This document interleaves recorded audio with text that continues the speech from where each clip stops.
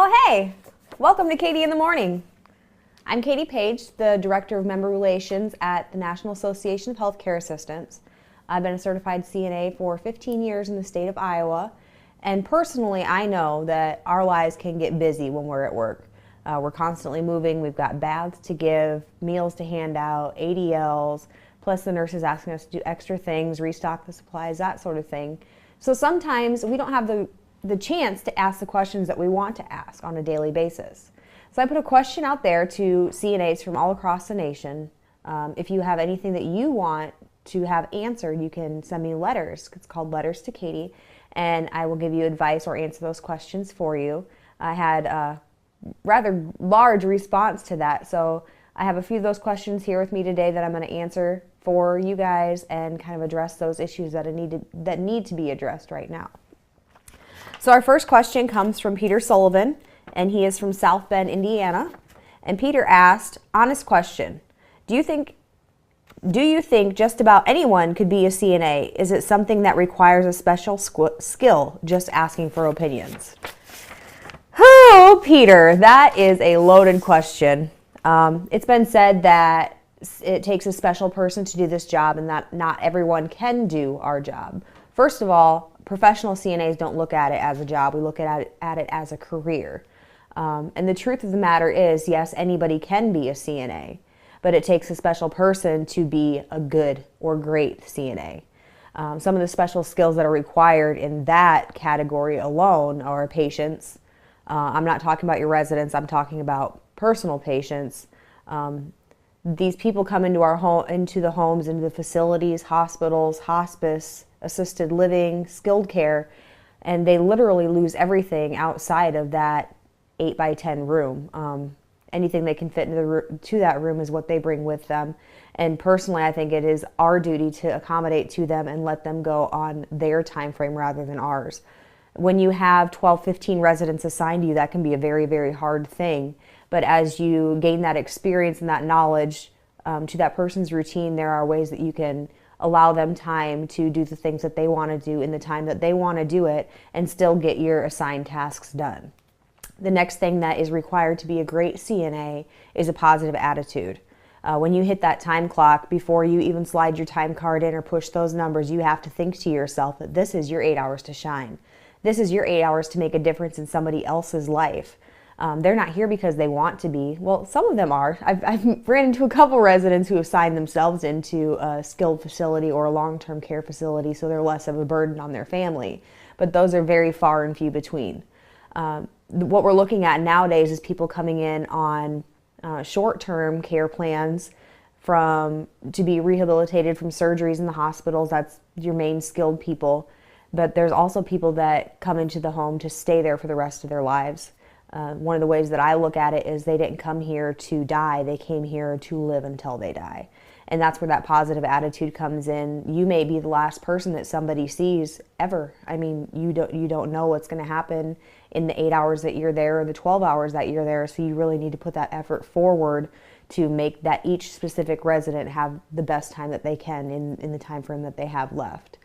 The third thing that I think a great CNA needs to have in order to be the best that they can be is the ability and the willingness to gain knowledge. We're in a constant changing environment all the time. Rules and regulations from CMS, even the facility protocols and policies themselves change constantly. And if you're unwilling to learn and master those policies, procedures, and regulations, you're going to fall behind the rest of the crowd. If you're willing to go out there and kind of be the leader of the pack and take those things head on, then you will definitely be ahead of the crowd. One of the other things that I think that it takes to be a great CNA, and I think most of you guys will agree with this, is a sense of humor. You run into some interesting situations in our career field, and sometimes you have to just laugh it off. One of the main things I think is that we forget is that nurses have a responsibility to not just a hallway. Most of us are assigned 100, 200, 300, A, B, or C, the 12 to 16 residents on those halls. The nurses, the charge nurses, have hallway 100, 200, and 300 with 12 to 16 residents on each of those hallways. So it can be just as overwhelming and frustrating for them as it can be for us.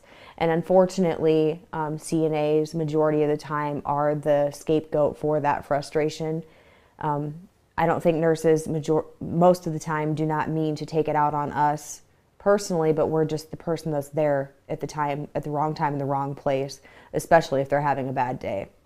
So the positivity, the willingness to learn, the sense of humor and professionalism is the one that I think is probably the second greatest thing that you need to have as a professional and great CNA. Those family members they're not looking for a friend, they're looking for a professional to take care of their loved one.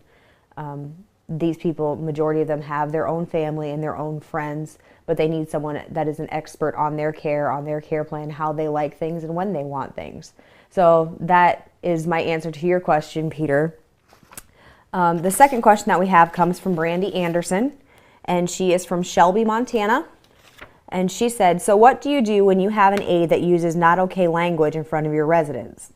Has been told by many people to the administrator, and the response that you're not picking and trying to run, I'm sorry, and the response is that you're not picking, that you are picking on them and trying to run the said CNA out, and I won't have it.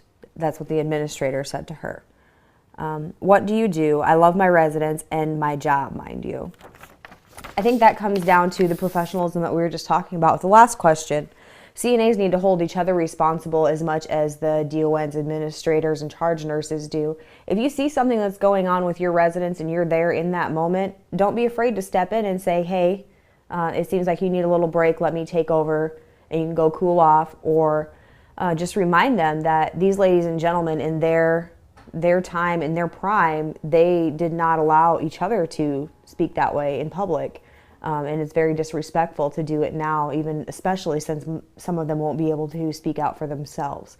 One of the main examples I would say is the bedridden residents that we have. Just because they can't talk and they can't express those emotions to us doesn't mean that they don't have those same concerns. The more independent and outspoken residents will definitely tell you if you're getting out of line in front of them, most of the time. I think we can all agree on that one. And if it doesn't stop, just start taking notes. Write down what happened, when it was said. If there's somebody else there that witnessed it, have them sign it too. If you have a problem, don't just let it be addressed once. Just continually keep coming and keep coming and keep coming, and eventually somebody is going to notice it. But if it's getting out of hand to the point where it's making you uncomfortable and kind of bringing down the morale on your hallway, like I said, don't be afraid to step in and just keep it positive. People react to a positive manner far better than they do to a negative one. You don't want to go up to that person and get into their face and like, you shouldn't be talking that way, but just say, hey, I don't know if you noticed, but you're kind of using some not okay language in front of these people. They pay us to be here. And really, that's what it comes down to. Yes, we work for the facility, but each one of those people that is in that facility is putting the money into the account to put it on our paycheck. So that's one of the ways that I look at it, is I may be employed by the facility, but I work for my residents. So just constantly reminding them and not giving them an audience. If you're kind of playing into it a little bit, even you may not even realize that you are. If you take the audience away from them and kind of ignore them, eventually they will stop if they don't have somebody hearing them. Those are our first two questions. We're going to take a little break here, and when we come back, we will take on the other two. We'll be right back. We look at NACA as the professional organization that supports the CNA, just like the American Association of Long-Term Care Nurses supports the RNs and LPNs. As a state executive, I can tell you that the energy and the empowerment that this organization has given to our state has truly enhanced the depth of membership and the work that we do as a state association. I am very, very proud of our connection and our partnership with the National Association of Healthcare Assistants. For more information, visit us online at nacacna.org or call 417-623-6049.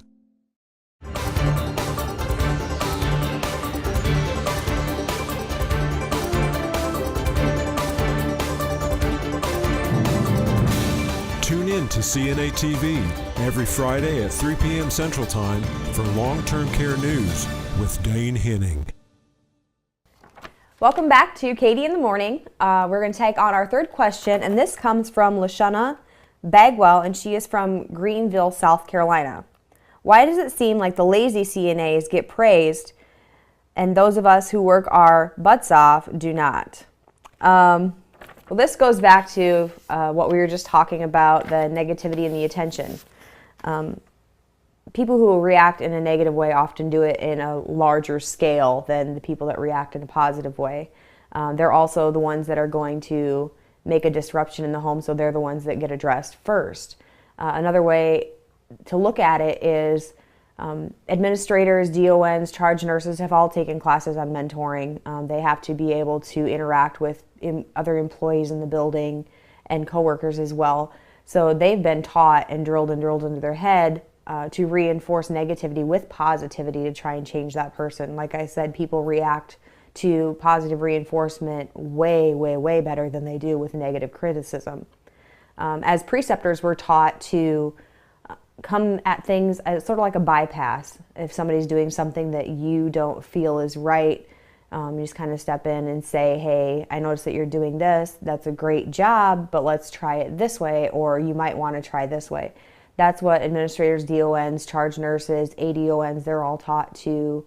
I think it's called let me think about this one for a second. I believe it's called like a manager's class or a manager's course that teaches them to do that. And that's why it seems like they're getting more attention. But in the CNA world, if you're left alone and not bothered by a DON or administrator, a lot of times you're the one that's doing the good job. They don't come to you and they don't pick on you unless there's something wrong.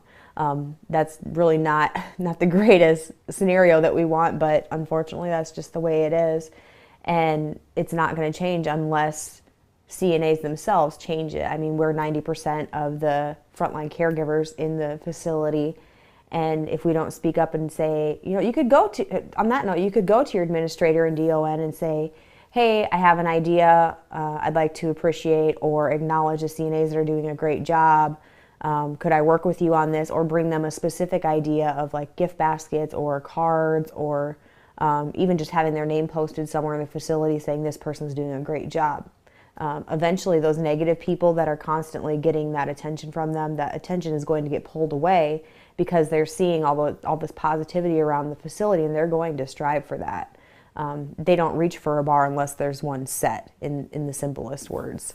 And then our last question is from Ashley Cross, and she is from West Chapter, Alabama. Who or what made you decide to become a CNA and why? Whew, let's see. That is 15 years ago, so you have to give me a minute. I became a CNA when I was 17. I worked in the nursing home for 2 years before that. I come from a small town in Iowa, which actually had 2 facilities in it, and my mom worked at one of them. She was on the overnight shift. Like I said, I was a junior in high school at that time, and I was working on buying my first car. And my mother told me that if I wanted to have a car, I had to pay for part of it myself.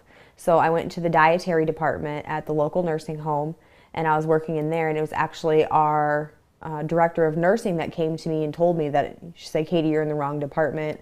I see the way that you communicate with these people in the dining room. You need to be on the floor as a CNA. Do you want to take the course? We have one coming up. And she also told me that it pays more. So at 15 years old, I was 16 at that time, I guess, I was all for the more pay. I had a really heavy schedule at school. I was heavy into cheerleading, drill team, color guard, that sort of thing.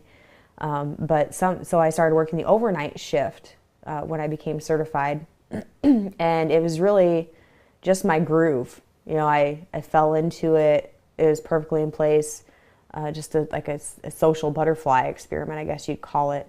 I had a really good orientation with CNAs from that center because half the town I was related to and the other half were all friends. So we just it just clicked. That's what made me become a CNA. Once I got into it, there's no getting out. And I did go through a 5-year bad spurt of like we were talking about those negative people. I was the negative person in that facility. I ended up quitting.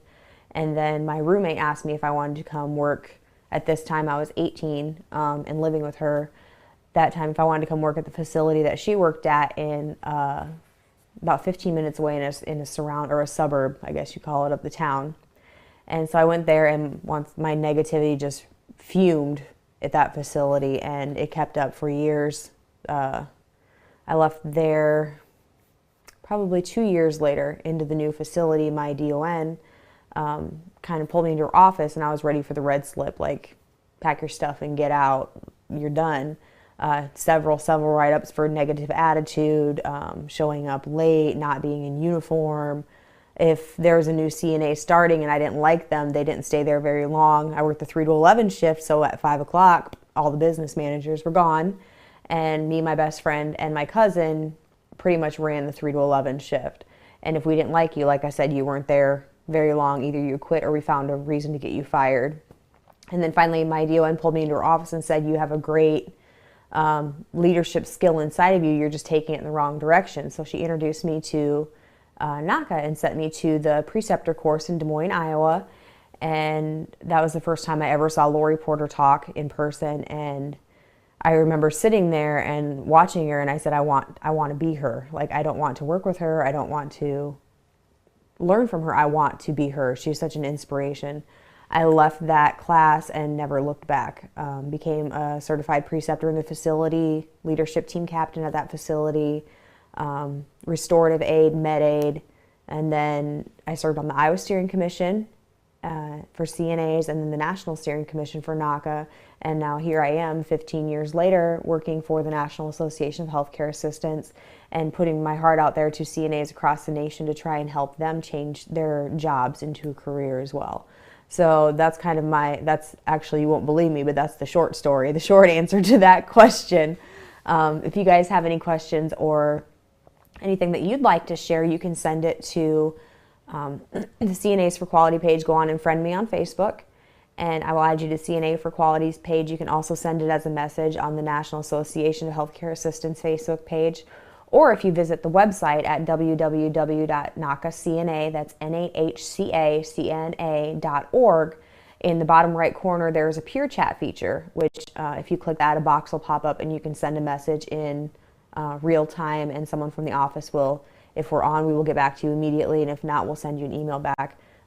The thing that we inspire most to do is to change the world of CNAs for a better place, and we welcome that in any way, shape, or form. You can also call the office at 417-623-6049.